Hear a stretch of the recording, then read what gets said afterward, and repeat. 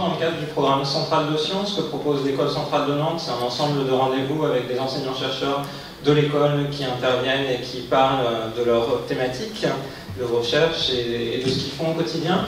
Donc, dans le cadre de cet exposé, j'ai eu la chance d'être invité à faire une présentation un petit peu sur ma thématique, et puis j'élargirai un petit peu sur les promesses du numérique pour la santé. Donc, je suis maître de conférence à l'École centrale de Nantes. Vous pouvez effectivement me suivre sur différents réseaux sociaux, et vous pouvez me contacter si vous avez d'autres questions ou discussions après ce moment d'échange. Alors, je ferai un petit exposé général sur ce que je fais, sur les problématiques qu'on cherche à adresser, et puis après, si vous avez des questions, s'il y a un temps d'échange entre vous et moi, je pense que ça sera plus amusant. Donc, je suis ouvert à toutes ces questions à venir. Alors, juste un mot sur mon parcours. Donc, je suis maître de conférence à l'École centrale de Nantes depuis 2008. Avant, j'ai fait un doctorat dans un domaine qui n'était pas lié à la santé, puisque j'ai fait un doctorat en automatique et informatique appliquée sur des problématiques de vérification formelle de systèmes temps réel. Donc les systèmes temps réel, c'est par exemple tout ce qui est système embarqué dans des voitures, dans des avions, dans beaucoup de choses. Vous retrouvez ce type de système et la nécessité de vérifier tous les systèmes électroniques et les programmes informatiques qui sont dedans. Donc c'est vraiment une thématique importante pour l'informatique et l'automatique. Donc depuis 2008, j'ai été recruté. Je fais en enseignement, puisque la vie d'un enseignant-chercheur est partagée entre enseignement et recherche, des cours dans un large champ de l'informatique. Et puis, je suis responsable du département TIC pédagogie qui s'intéresse à toutes les problématiques e-learning. Et donc, nous sommes 3 ingénieurs pédagogiques et un technicien. Il y a certaines personnes dans la salle aujourd'hui de cette équipe. Et puis en recherche, j'appartiens à l'équipe MEFOR-Bio, méthode formelle pour la bioinformatique de l'IRSIN. L'IRSIN, c'est une unité mixte de recherche du CNRS, c'est-à-dire il y a des personnels du CNRS, il y a des personnels de différentes universités ou écoles. Et donc ce laboratoire, Institut de recherche en communication et cybernétique de Nantes, qui deviendra au 1er janvier 2017 le LS2N, laboratoire des sciences du numérique à Nantes. Alors mes sujets d'études plus exactement, c'est d'une part l'analyse discrète et temporelle de modèles dynamiques, je vais un petit peu plus expliquer de quoi il retourne après, avec un intérêt particulier pour les applications biologiques. Et dans l'équipe, on a un certain nombre de collaborations, notamment avec des équipes de l'INSERM et puis l'Institut de biologie de Valrose dans le sud de la France. Voilà. Au quotidien, je travaille conjointement avec mes collègues, dont certains sont dans la salle, des doctorants qui sont aussi dans la salle. Et puis, depuis 2013, en fait, je suis chercheur associé au National Institute of Informatics de Tokyo, ce qui fait que je fais des allers-retours réguliers entre la France et le Japon. Depuis 2013, j'ai déjà fait 16 mois sur place, c'est-à-dire à Tokyo, avec mes collègues japonaises, qui m'a donné l'occasion de m'intéresser plus à des thématiques d'intelligence artificielle et de ce qu'on appelle machine learning, d'apprentissage automatique, et j'en dirai 2 mots un petit peu après. Alors, voilà, 2 laboratoires, comme je disais, quelque part. D'une part, l'IRSIN, qui est un laboratoire conjoint de l'École centrale de Nantes, qui est là, ce bâtiment-là est sur le campus de l'École centrale de Nantes, qui s'intéresse à un grand nombre de problématiques autour de la cybernétique, la robotique, la commande, l'informatique et également la santé. Et puis à droite, ça a une autre forme, c'est un bâtiment de 22 étages. Notre labo en France fait 5 étages, mais au Japon c'est en hauteur que les laboratoires se développent, plus qu'en largeur sur les campus, qui est donc au cœur de Tokyo, à côté du palais impérial. Ce que je vais présenter aujourd'hui, c'est le fruit d'un travail conjoint avec un certain nombre de personnes, donc Olivier Roux, qui est responsable de l'équipe MEFOR-Bio à l'IRSIN, un certain nombre de doctorants de l'IRSIN, ou anciens doctorants, Louis Coldet maintenant est chercheur au CNRS, Maxime Folchette occupe un poste d'ATER à l'université de Nice, Emna Ben Abdallah et Shinwe Eche sont tous 2 doctorants actuellement à l'École centrale et l'IRSIN. Et puis, tout à droite, vous avez mon collègue japonais avec qui je travaille de manière principale au Japon, Katsumi Inoue. Et puis, entre les deux, parce qu'il est passé de la droite vers la gauche, Tony Ribeiro qui a fait sa thèse en fait, qui est un Français qui a fait sa thèse au Japon et qui est maintenant un postdoc dans notre équipe à Nantes. Alors, je vais commencer par ratisser assez large en fait sur les thématiques numériques et santé pour un petit peu focaliser progressivement plus vers mon propre champ de recherche. Alors d'abord sur des tendances en cours de démocratisation, sur tout ce qu'on voit numérique et santé, et puis un certain nombre d'axes de recherche en cours de développement. Alors tout de suite, quand on parle de numérique et santé, la première chose qui vient, et j'ai aussi fait ce type d'exposé en fait au Japon, l'idée qu'on a c'est la carte d'assurance maladie, et de se dire, bien, déjà c'était une première étape, même si les données qui sont stockées sur une carte d'assurance maladie sont très très réduites, on est déjà dans une première idée de lien entre le numérique et puis la santé, vers le développement dans le dossier numérique, médical numérique, et je reviendrai un petit peu là-dessus après sur toutes ces histoires de données et multiples données justement.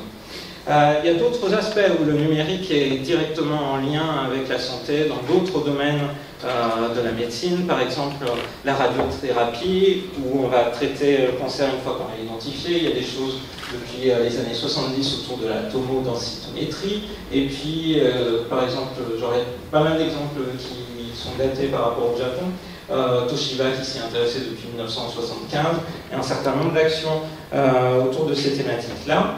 Un autre élément aussi qui appartient au passé, mais qui ne parle pas forcément aux jeunes qui ont 15-20 ans maintenant, parce que quelque part c'est un projet du passé, mais qui, moi quand j'étais lycéen ou étudiant, c'était particulièrement marquant, ce Human Genome Project, le projet qui visait à décoder le génome humain, qui s'est terminé et qui a été mené sur plus de 50 ans si on retrace l'idée du projet et la volonté de le mener. Qui est un projet de recherche résolument international, qui a fédéré des efforts en Occident, en Asie, et dans un certain nombre de pays. Et la problématique du séquençage du génome humain a pris des dizaines d'années, alors que maintenant, c'est assez amusant de voir que ça a pris justement des dizaines d'années, mais on est désormais capable de décoder un génome d'une personne de manière beaucoup plus rapide. Et donc ce travail initial-là qui a été fait, on voit que comme dans d'autres domaines de la science, les choses s'accélèrent et beaucoup de choses sont devenues possibles.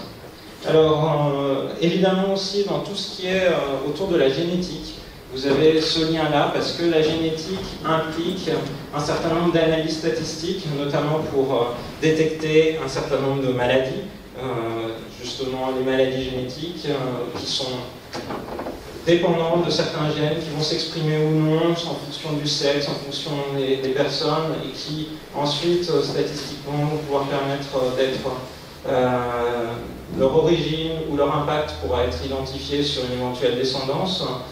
Et donc cette analyse statistique-là est vraiment importante pour déterminer notamment si la cause d'un mal est d'origine génétique ou environnementale. Il y a beaucoup de travail actuellement autour notamment de l'épigénétique, qui est l'étude de l'impact environnemental sur les mécanismes d'évolution génétique.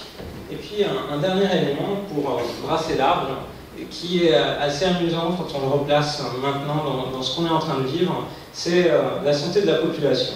C'est-à-dire qu'en 2007-2008, on a commencé à voir apparaître des jeux vidéo qui, à l'époque, ont beaucoup fait parler et écrire, comme le jeu Wii Fit sur Wii, qui, équipé d'une balance, commençait à suivre un certain nombre de vos indicateurs de santé. Alors c'est le poids sur lequel vous avez un suivi, vous aviez un certain nombre d'exercices de yoga et autres, qui collectent des informations sur vous. Alors c'est des informations très réduites à l'époque, mais qui sont les prémices de ce qu'on voit maintenant se développer autour de tout ce qu'on appelle Quantified Self, c'est-à-dire tous les capteurs de santé qu'on voit apparaître. On voit bien par exemple tout ce qui est montre connectée ou autres appareils connectés, cette volonté de récupérer de plus en plus d'informations sur les personnes pour pouvoir suivre des régimes plus appropriés et puis peut-être demain mieux soigner les personnes.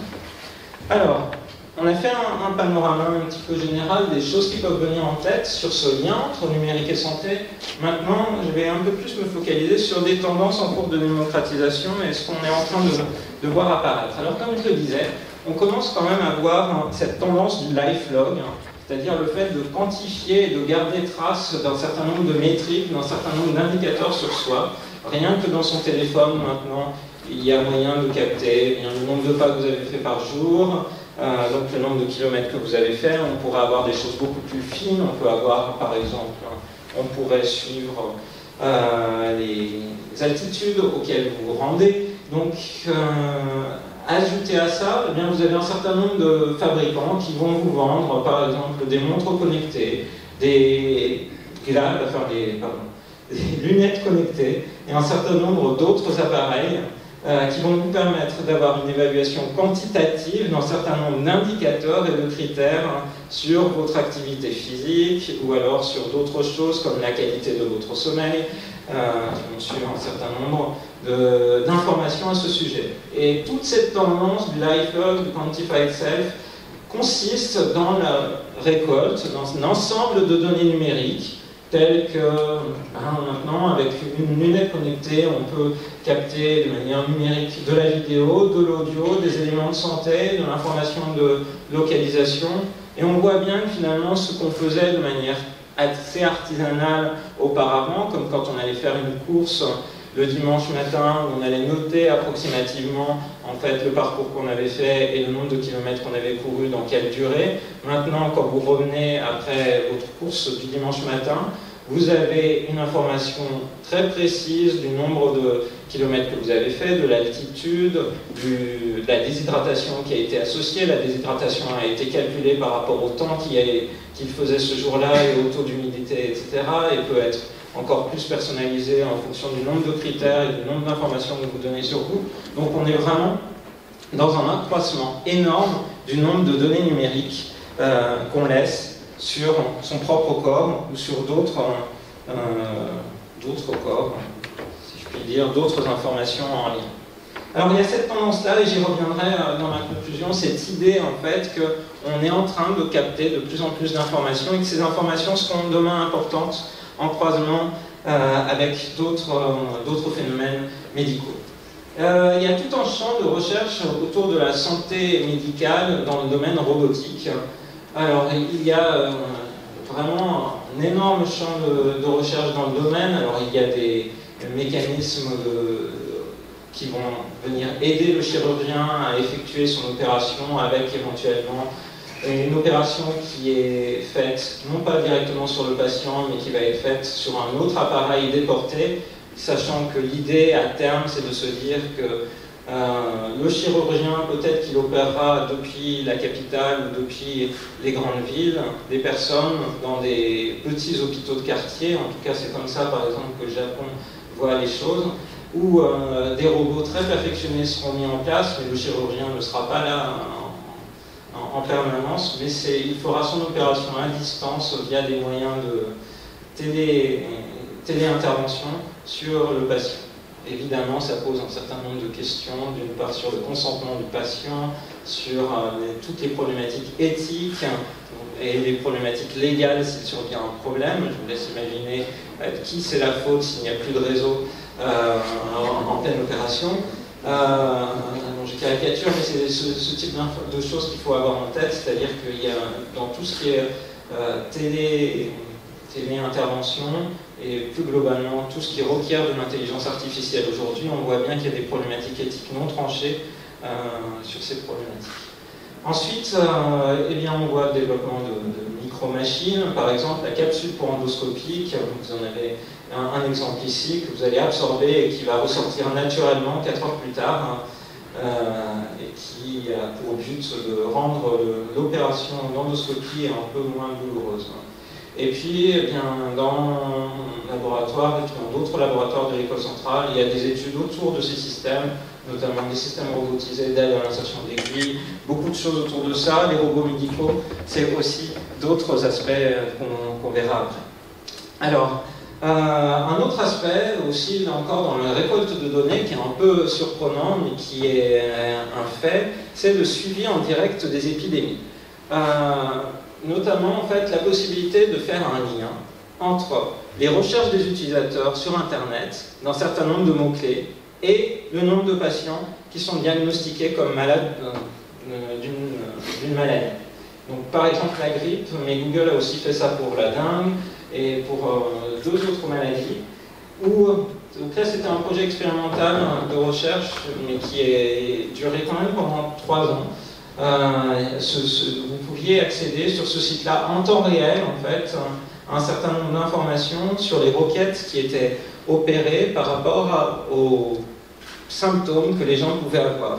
Alors, à l'heure actuelle, si vous allez sur le site, vous n'avez plus une représentation temps réel, puisque Google a mis de côté ce projet-là.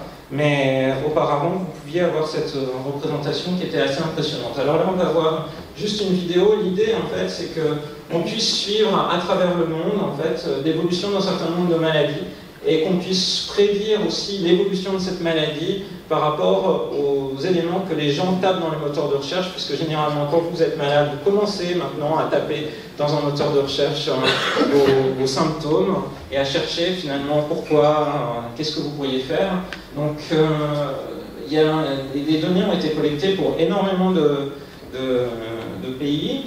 Donc l'idée, en fait, c'est que Google a d'une part récupéré les données de cas réels de maladies, et puis ils ont cherché en fait les requêtes qui étaient les plus pertinentes par rapport à ça, là où les requêtes, là, la figure en bleu, en fait, prédit quelque part, vient en avance de phase par rapport au nombre de cas de grippe déclarés, et donc permet d'avoir un suivi de ces éléments-là. L'intérêt de ça, c'est que dans certains pays, notamment, il n'est pas possible, il n'y a pas de suivi global de certaines épidémies, et ça serait d'être en mesure de fournir un outil de plus pour le suivi de ces épidémies et voir comment elles évoluent. Donc toutes ces données-là, en fait, sur les simples requêtes qu'on va taper dans un moteur de recherche sont faites. Alors après, là c'est une vidéo Google, donc ils vont dire effectivement qu'ils font attention à protéger votre vie privée. Et que c'est juste une étude statistique qui est faite sur les informations en question. Voilà, donc c'est un des éléments qui vient en tête. D'autres éléments qui requièrent le numérique, c'est tout ce qui est dans le domaine des prothèses, notamment tout ce qui est prothèses au niveau des yeux, le fait de pouvoir aider avec le numérique l'orientation, la mobilité spatiale, et puis permettre éventuellement de repérer l'emplacement des autres personnes. Donc, il y a beaucoup de recherches dans le domaine. Ce type de prothèse, à l'heure actuelle, n'est qu'à des stades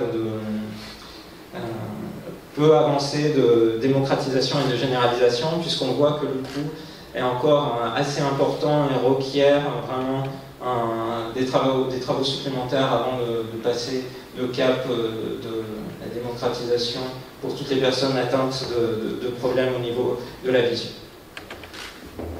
Après ce panorama que j'ai fait assez large, je vais revenir plus en détail sur les problématiques qui nous intéressent dans l'équipe à laquelle j'appartiens, et donc un certain nombre d'axes de recherche en développement.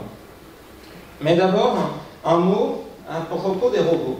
Parce que je viens justement d'un certain nombre de séjours au Japon, et là il est clair que les robots, vous ne pouvez plus vraiment passer à côté, parce que le petit robot Pepper, dont on a commencé à avoir de l'information dans les journaux en fait, à la fin de l'année 2015, puisque maintenant il doit y en avoir un en gare de Nantes, il y en a dans quelques aéroports, ce type de robot, pas Pepper, mais d'autres robots, pourraient servir pour le soin des personnes âgées, qui est un défi mondial.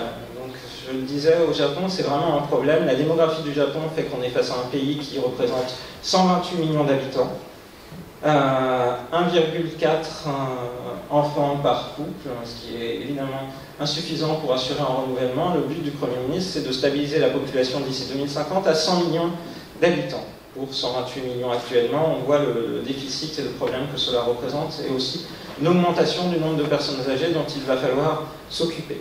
Donc on vous retrouve ce problème avec les problématiques d'inversion de pyramide des âges dans un certain nombre de pays occidentaux.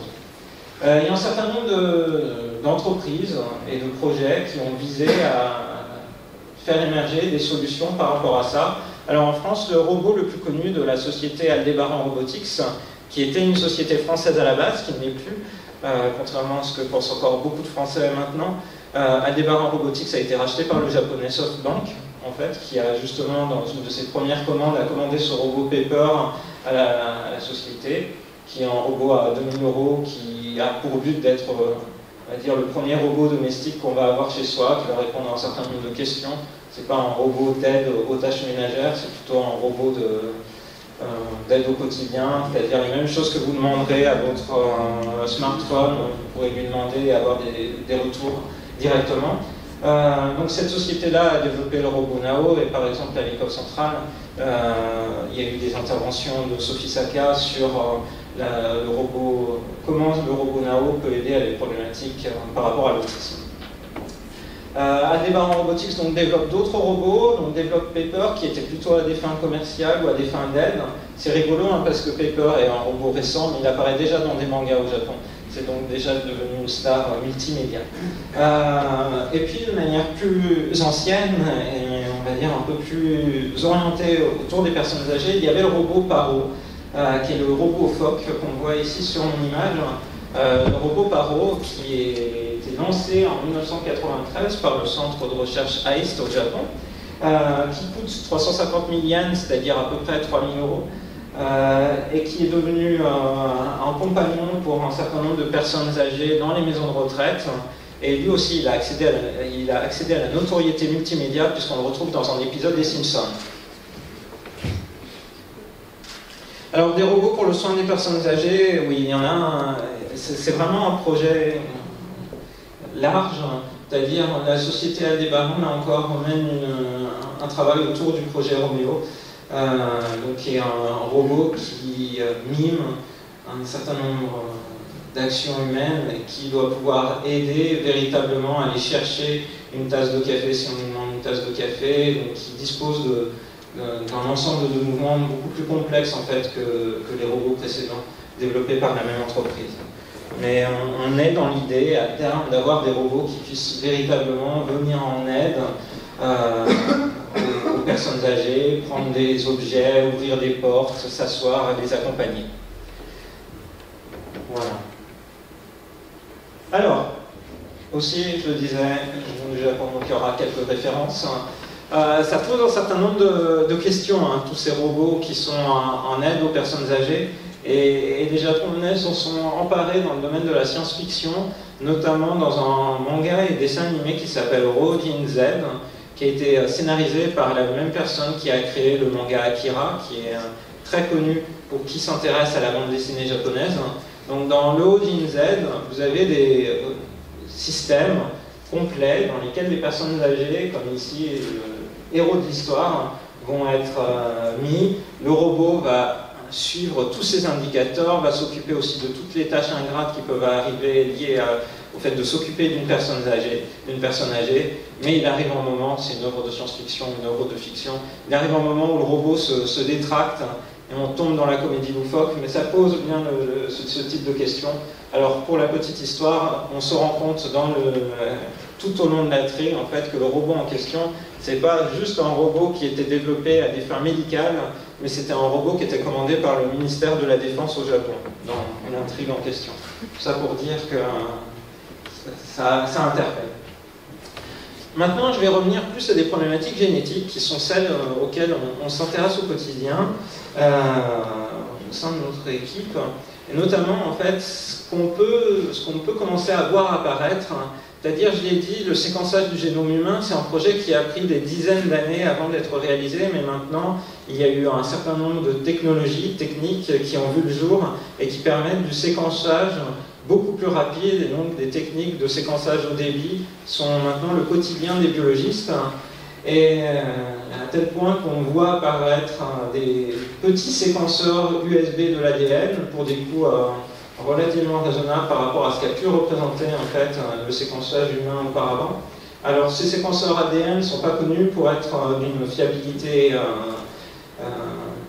étonnante pour l'instant, hein, puisque là le Minion, qui est un séquenceur USB qui a été lancé en 2014, il a un taux de réussite du séquençage aux alentours de 60%, mais demain on voit bien que les progrès sur ce type d'appareil vont augmenter et que du coup demain ou après-demain, votre médecin sera sans doute équipé de ce type de dispositif, ou au moins les centres d'analyse médicaux seront équipés de ce type de dispositif.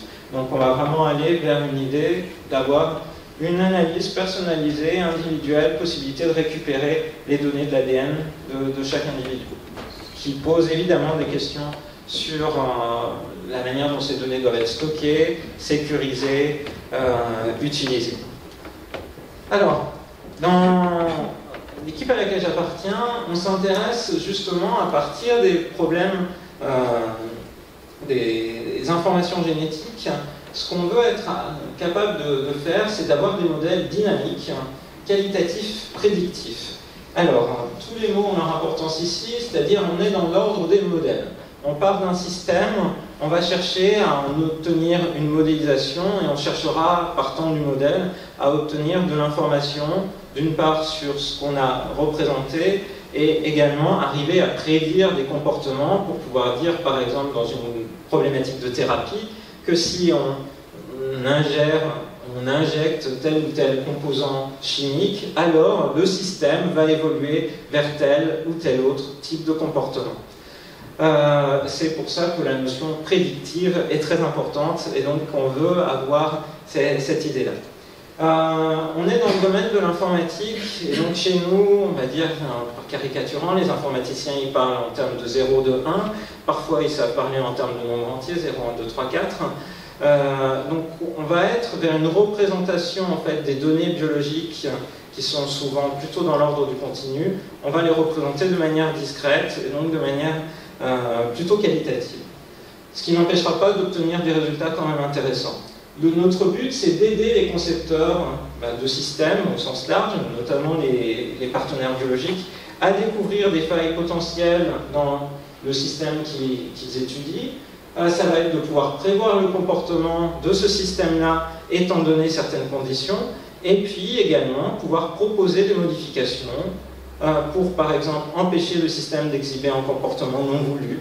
Par exemple, on sait que dans certaines conditions, une cellule deviendra une cellule cancéreuse, alors, si on est capable de savoir ça, on veut pouvoir proposer des modifications qui vont faire en sorte que jamais la cellule n'évoluera vers un tel avenir. Également, on veut pouvoir faire en sorte que le système satisfasse certains comportements souhaités, donc c'est pareil, une cellule qui serait malade, on voudrait pouvoir faire en sorte que cette cellule-là, elle sorte du cycle éventuel dans lequel elle est, pour rejoindre un cycle plus favorable par rapport à la survie de l'individu. Et dans ce domaine-là, on va vers tout ce qui est médecine préventive et médecine personnalisée.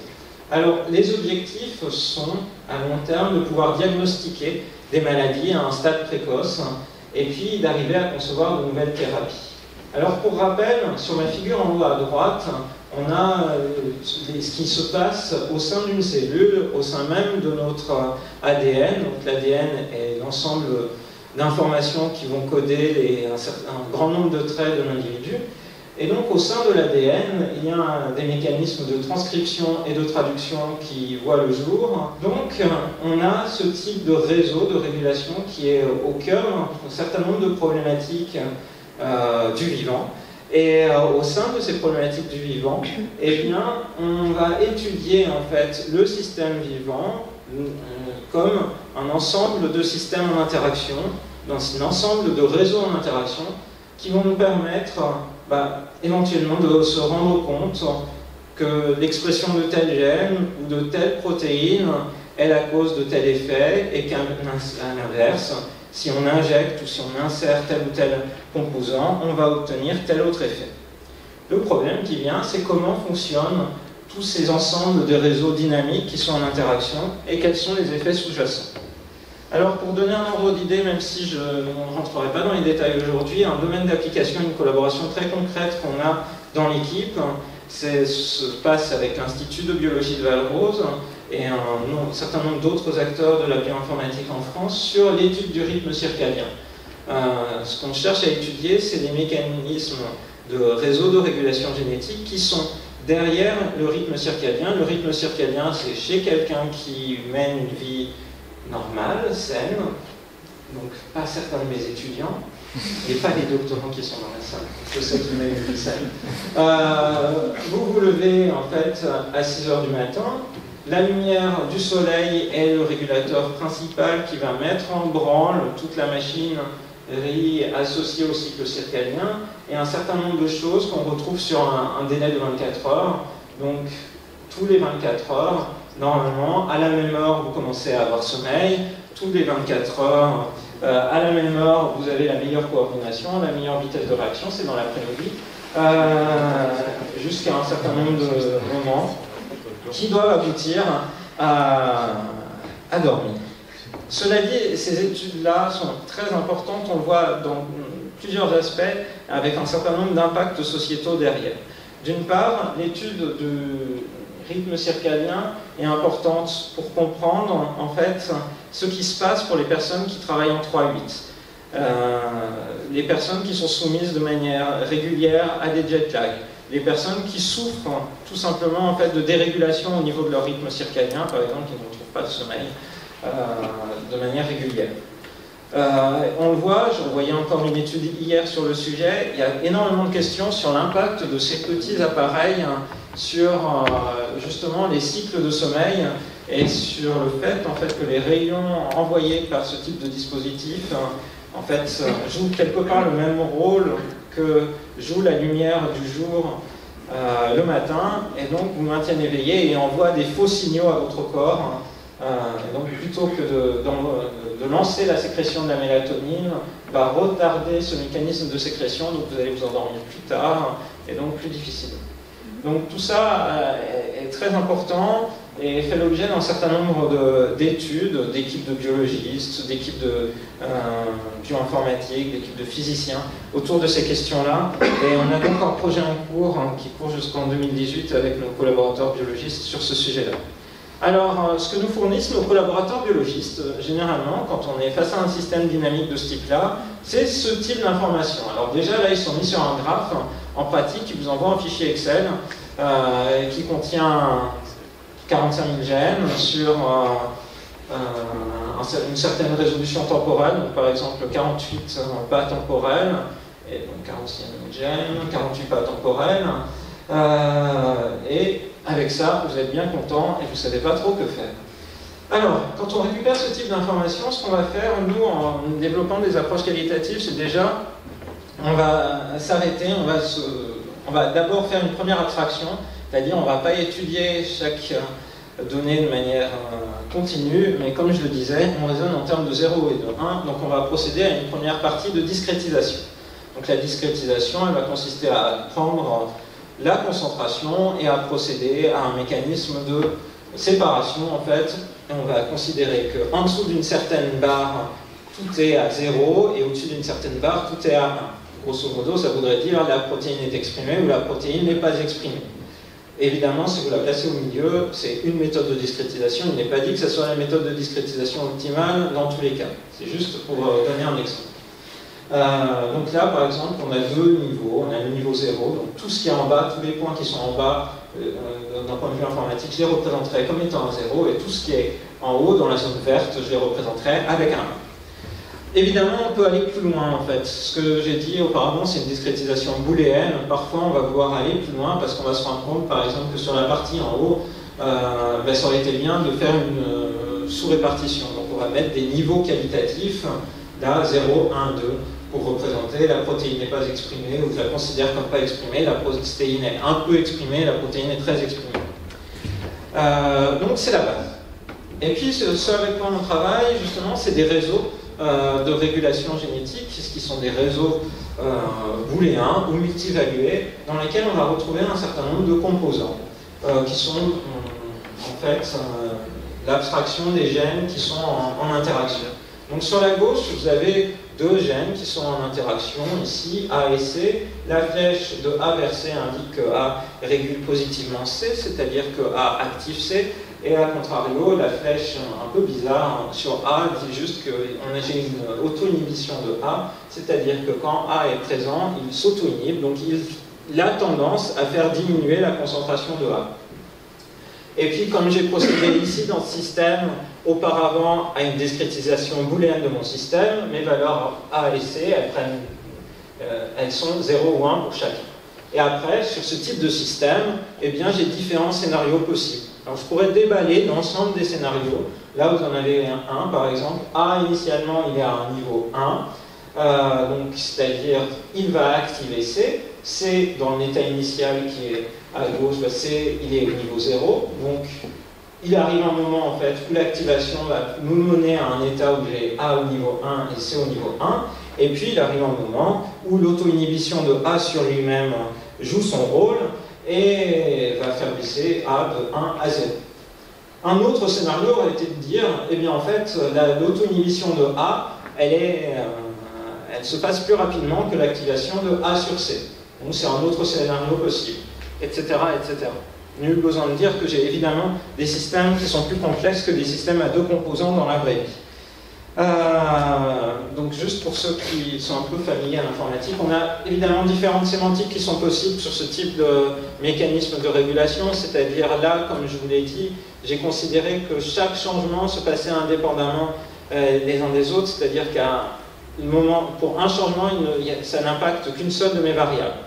Je pourrais considérer en fait que plusieurs changements peuvent se passer sur plusieurs de mes variables en même temps, donc c'est-à-dire que par exemple A passe au niveau 0 en même temps que C passe au niveau 1, c'est ce qu'on appelle une sémantique synchrone. Là j'ai représenté des scénarios de sémantique asynchrone. Là c'est des problématiques de modélisation. Et puis quand on va vers l'enrichissement de la modélisation, on a ces problématiques sémantiques synchrones ou asynchrones, et puis on a aussi des problématiques de prise en compte d'un certain nombre d'informations supplémentaires. Parce que quand je faisais mes scénarios comme sur mon transparent précédent, on voit j'ai pas d'informations temporelles, j'ai pas d'informations vraiment qui m'indiquent le temps que ça a pris pour que la régulation de A sur C ait été active. En pratique, évidemment, on le sent bien sur un système comme l'horloge circadienne, qui est un système où on a des délais, c'est-à-dire on a ce système de 24 heures qui joue le rôle, qui cycle, on a un certain nombre d'informations comme ça, de délais quantitatifs qui ont lieu, on est obligé d'introduire également des délais.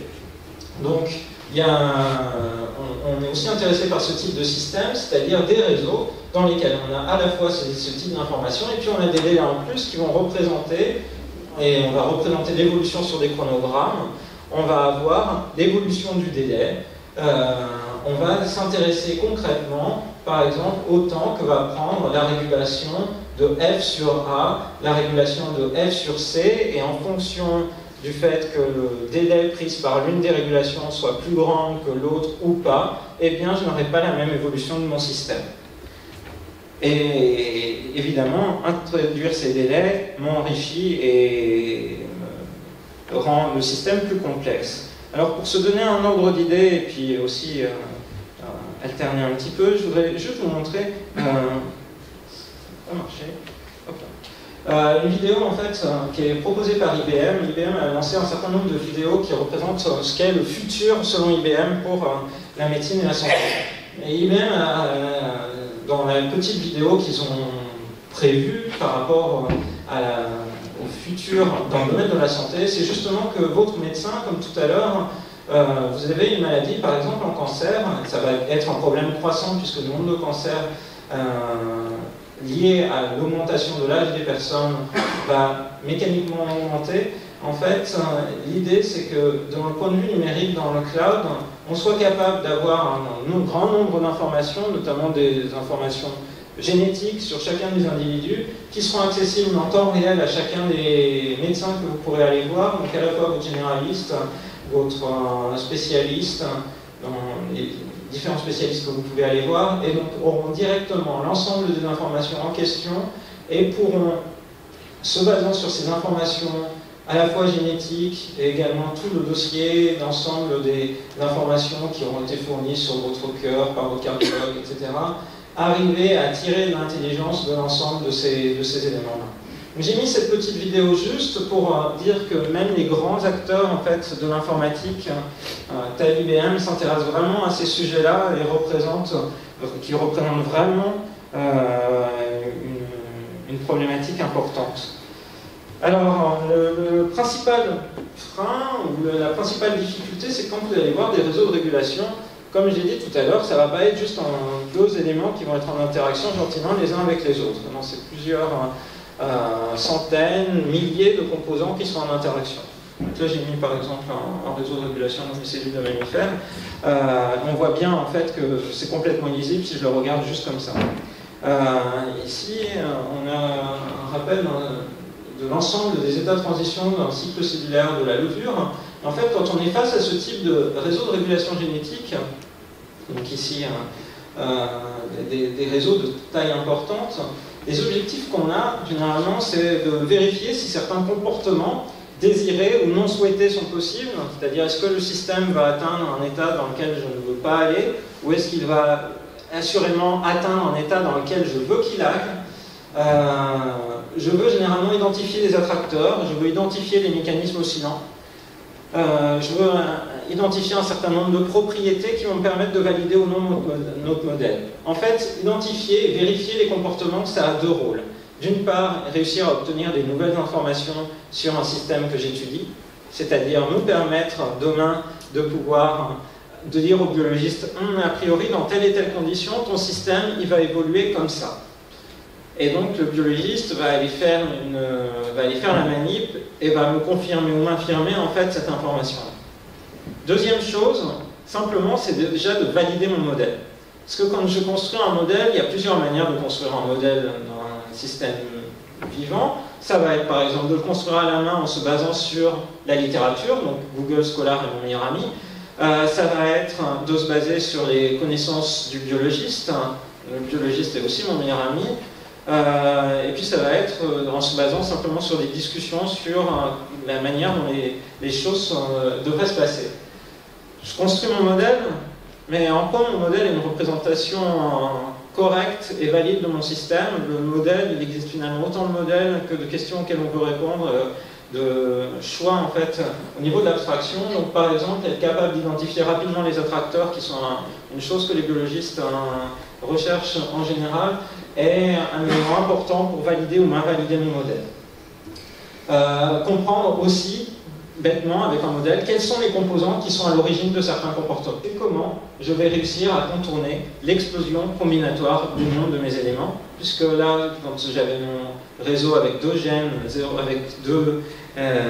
deux gènes et deux niveaux 0 ou 1, ça peut se faire à la main. Quand j'ai des systèmes beaucoup plus larges, eh bien, c'est beaucoup plus difficile. Alors, ce qu'on a fait dans notre équipe, et à travers la thèse de Loïc Polvé, qui fut doctorant de 2008 à 2011 avec Olivier Roux et moi, c'est de concevoir un formalisme qui capturerait de manière qualitative un certain nombre de comportements et puis de développer un certain nombre d'informations autour. Alors l'idée, en fait, c'est que les niveaux 0, 1 de mes différents composants, ici par exemple de mes différents gènes, A, B, Z, je vais les représenter sous la forme de ce qu'on a appelé des sortes. Je vais dire que dans chacune de mes sortes, j'ai des niveaux qualitatifs, 0, 1, où par exemple la Z a le droit d'évoluer entre trois niveaux, 0, 1, 2, représente des niveaux d'expression locaux, et puis dans chacune de mes sortes, à un instant donné, je ne peux avoir qu'un état, c'est-à-dire A ne peut pas être au niveau 0, en même temps que être au niveau 1. A, il est soit au niveau 0, soit au niveau 1. Donc un état global pour mon ensemble, pour ma frappe de processus, mon modèle frappe de processus ici, c'est par exemple de dire que A est au niveau 0, B au niveau 1, Z au niveau 0. Et puis, je le disais, je suis intéressé dans des modèles dynamiques. Donc, on a introduit quelque chose qui permet de représenter la dynamique, c'est des frappes. C'est, par exemple, l'idée qu'on va avoir B, je mets une flèche de B au niveau 1 vers Z au niveau 0, qui va évoluer vers le niveau 1, c'est pour dire, bien quand B est présent, et si Z est absent, B va faire évoluer Z de 0 à 1. Et c'est quelque chose qui va représenter, qui va modéliser la dynamique de mon système. Donc mon système va devenir dynamique de cette manière-là, et donc par exemple, initialement, c'est cette frappe-là qui va être effectuée, celle qui est en bleu, en gras et en bleu. B au niveau 1 fait évoluer Z au niveau de 0 vers 1. Et puis par la suite, j'ai par exemple l'auto-activation de A au niveau 0 va évoluer de 0 vers 1, etc. Donc je peux avoir mon scénario de cette manière-là. Donc j'ai une représentation qualitative, un petit peu compacte en fait des interactions à l'échelle atomique entre mes différents composants. Alors j'introduis un formalisme de plus. Quel est l'intérêt d'introduire un formalisme de plus? Introduire un formalisme de plus, ça a un intérêt si vous êtes capable de répondre à des questions supplémentaires ou de développer des méthodes que vous n'auriez pas envisagées auparavant. Et finalement, le formalisme vous ouvre la voie. Il y a une problématique qui est récurrente en fait dans notre domaine, c'est de calculer les points fixes dans le modèle dynamique. Et là, le modèle dynamique, c'était un modèle de régulation où j'ai plusieurs composants en interaction. Donc là, par exemple, je voudrais savoir quels sont les points fixes de ce modèle dynamique-là. Première chose, je vais faire le calcul de tous les scénarios possibles. C'est-à-dire, je vais envisager tous les cas, partant de tous les états initiaux, l'ensemble des cas, je vais déplier en fait l'ensemble des scénarios qui est possible. C'est long, fastidieux, et en fait, sur un grand système, vous allez exploser soit en temps, soit en mémoire. Ce qu'on a voulu faire, c'est d'élaborer en fait une méthode d'analyse statique, c'est-à-dire basée sur la structure de mon système, de voir en fait si je pouvais obtenir cette information-là. Et en fait, l'idée qui a émergé, c'était de construire un graphe complémentaire. Donc sur la droite, vous avez ce qu'on appelle le graphe sans frappe. Le graphe sans frappe, c'est simple, je pars de gauche, donc du graphe frappe de processus initial, et je vais faire un lien entre simplement tous les éléments qui ne sont pas liés les uns aux autres. C'est-à-dire, par exemple, j'ai un lien entre Z au niveau 2 et B au niveau 0, vous le voyez sur le graphe de droite, parce que simplement sur celui de gauche, j'ai rien qui me relie B au niveau 0 et Z au niveau 2. Qu'est-ce que ça veut dire? En fait, le graphe sans frappe, il est en train de lier des composants qui n'ont pas d'interaction 2 à 2 les uns avec les autres. Le fait de lier, de mettre en évidence en fait, les éléments qui n'ont pas de lien les uns avec les autres, ça va me permettre simplement d'obtenir l'ensemble de mes points fixes. Parce que l'ensemble de mes points fixes, ça va être ce qu'en informatique on appelle les clics d'un graphe. Donc ici, par exemple, j'ai un graphe à droite avec 3 composants biologiques. Je vais chercher les 3 clics du graphe sans frappe.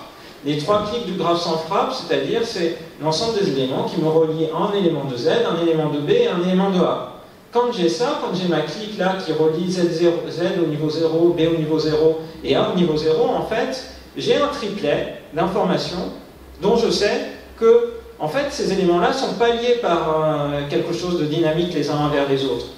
Donc, ça veut dire que si je n'ai pas de dynamique entre ces éléments-là, quand je suis dans l'état Z au niveau 0, B au niveau 0, A au niveau 0, et bien simplement, je suis dans un point fixe. Et ainsi, je peux énumérer l'ensemble de mes clics et récupérer en fait l'ensemble de mes points fixes. Voilà. Après, on s'est attaqué à d'autres questions, je ne rentrerai pas dans les détails informatiques et algorithmiques, mais en fait, c'est pour donner un aperçu de ce qu'on cherche à faire à notre échelle, c'est de concevoir des algorithmes qui permettent d'analyser efficacement un certain nombre de propriétés dynamiques sur nos systèmes. Systèmes qui sont, comme je l'ai dit, de large ampleur. Donc par exemple, être capable de pouvoir analyser une propriété d'accessibilité. Analyser une propriété d'accessibilité, c'est de dire mon système depuis un état initial, donc par exemple la protéine A, elle est exprimée à tel niveau, la protéine B à tel niveau, la protéine C à tel niveau. Alors, est-ce que je peux atteindre un état où un autre élément, ou par exemple AI, là, l'élément A au niveau I est présent.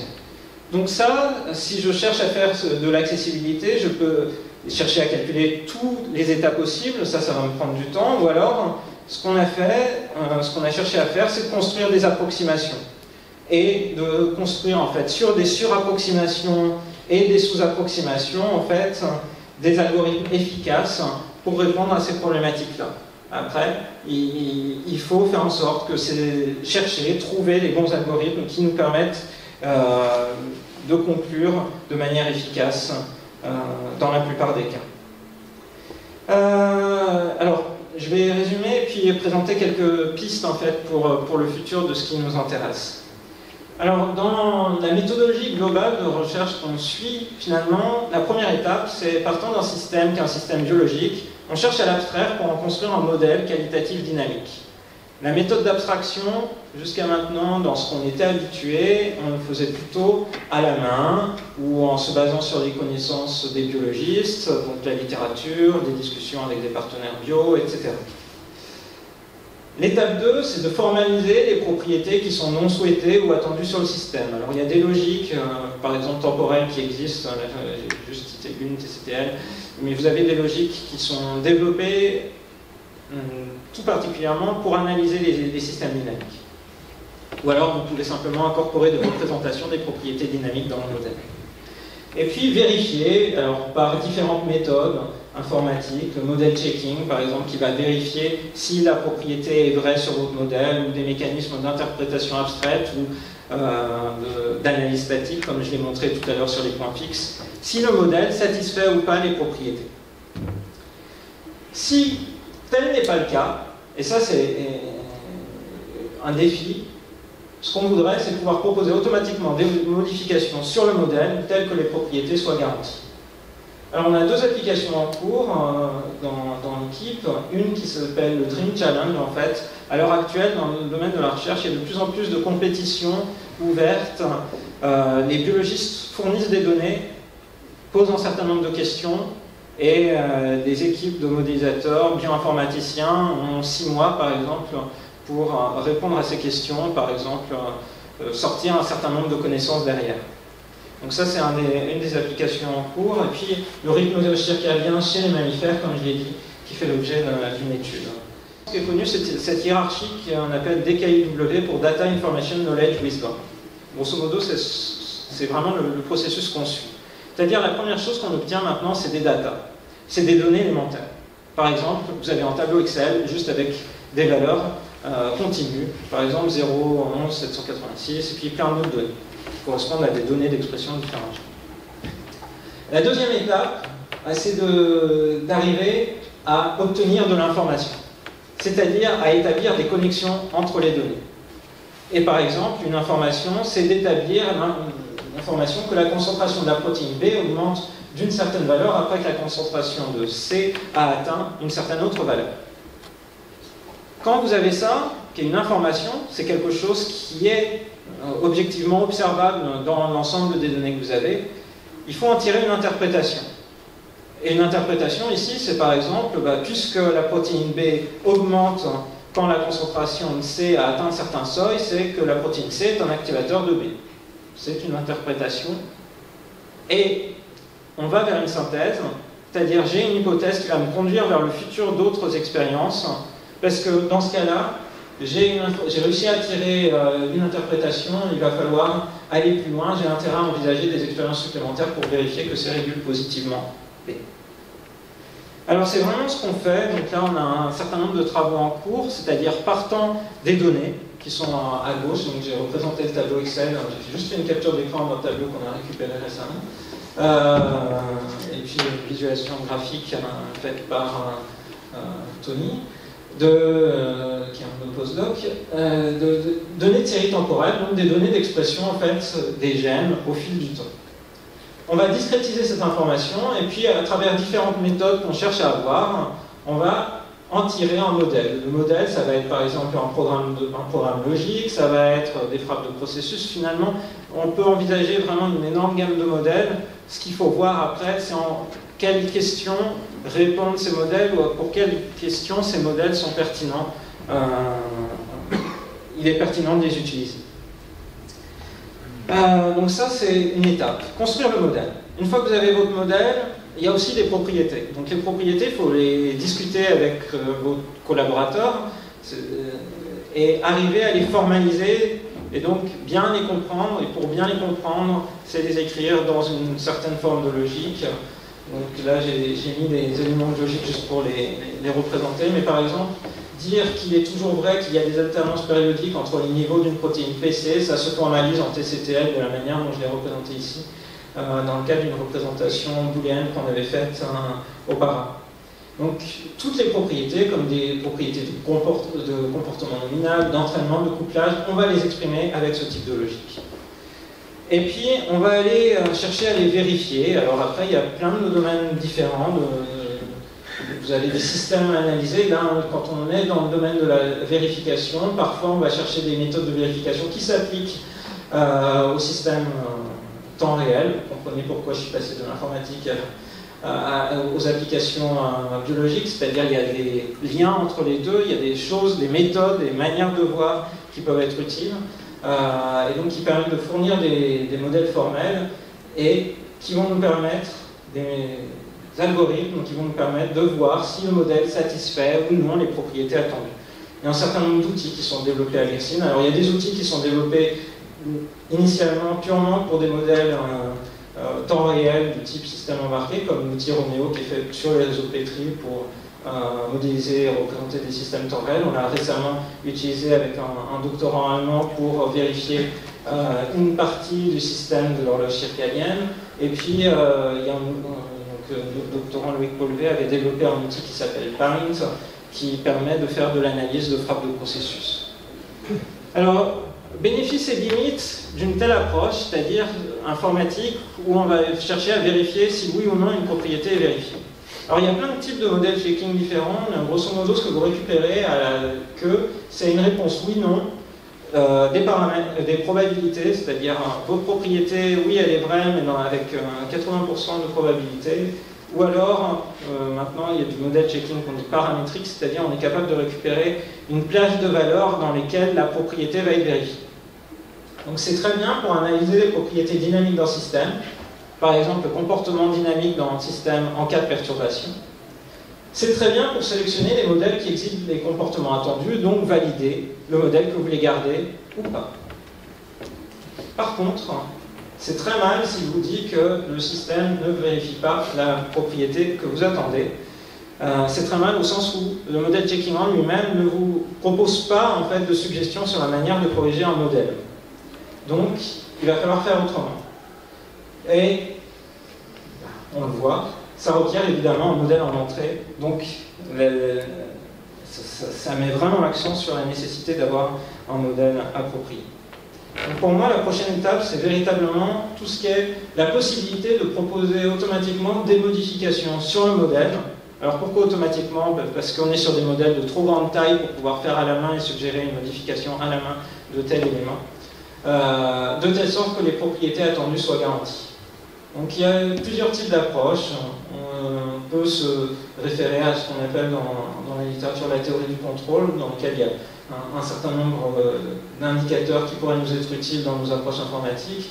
Et puis il y a tout un domaine d'approche qui porte sur la révision de réseaux, c'est-à-dire partant d'un réseau de régulation, d'un modèle de réseau de régulation biologique, être capable de le réviser, de le mettre à jour, soit avec des nouvelles informations que vous obtenez parce que votre collaborateur biologique a eu des nouvelles manip et est capable de vous fournir des informations supplémentaires, soit simplement insérer des propriétés que vous voulez absolument que votre système vérifie, et donc au sein de votre modèle, faire en sorte de réviser le modèle de manière appropriée. Donc pour nous, c'est une des prochaines cibles. Alors après, on va finir sur une petite vidéo amusante sur l'impression 3D, qui n'a rien à voir, à moins que... Alors là, l'impression 3D, en fait, on en entend de plus en plus parler. À Nantes, vous avez des imprimantes 3D qui sont à disposition à la Poste Bretagne. Et puis globalement, en fait, je ne l'ai pas encore vu dans les magasins français, mais au Japon, maintenant, dans tous les magasins d'électroménager et d'électronique, vous avez des imprimantes 3D à 1000 € qui veulent bien dire ce que ça veut. Que c'est en train d'arriver. Donc là, par exemple, les imprimantes 3D, chez les fans japonais, ça sert à construire des maquettes, construire des morceaux de maquettes, etc. Passer la petite blague sur l'imprimante 3D, ce qu'on voit naître, c'est un intérêt fort en fait, dans le domaine médical pour tout ce qui est impression 3D. Alors dès maintenant, il y a des choses qui sont faites dans le domaine de l'impression 3D pour les implants. Donc fabrication d'implants grâce à des imprimantes 3D, les dentistes, par exemple, sont clairement une des premières cibles en fait, au quotidien, dans la médecine quotidienne qui va tous nous toucher de ce type d'outils. Dans le futur, avec des imprimantes 3D, production de masse de peau. En janvier 2015, Fujifilm s'est associé à l'Université de Tokyo pour créer ce type de dispositif et vraiment réussir à produire en masse de labo. Du coup, demain, et là c'est une vision personnelle, mais c'est ce sur quoi je voulais finir ma présentation. Quand on sera malade, on ira voir un médecin qui sera capable d'obtenir des informations quantitatives très précises en fait sur votre génome, sur toutes les informations qui sont au sein de votre corps et qui caractérisent finalement toute l'information de votre physiologie. À l'aide d'ordinateurs, on croisera ces informations physiologiques avec les données du Quantified Self, c'est-à-dire toutes les données des capteurs, toutes les données comportementales qu'on aura recueillies sur vous et qui ne sont évidemment pas contenues dans les données génétiques qu'on récupérera. On les croisera et avec des algorithmes d'intelligence artificielle, d'apprentissage automatique et autres, on sera en mesure en fait de mettre au point des diagnostics et puis des traitements adaptés. Et en fait, les petites imprimantes 3D que j'ai mis à la fin, elles permettront de fabriquer des médicaments, des composants additionnels qui soient véritablement adaptés à l'individu. Alors, un dernier mot, juste une citation, parce que je la trouve assez éclairante finalement sur le travail de la recherche et le fait que j'ai voulu mêler en fait des éléments de science-fiction et au sein de mon exposé, c'est ce mot d'Einstein sur l'imagination est plus importante que le savoir est limité alors que l'imagination englobe le monde entier, stimule le progrès, suscite l'évolution, parce que finalement c'est l'imagination qui est au cœur de nos métiers. Voilà, merci.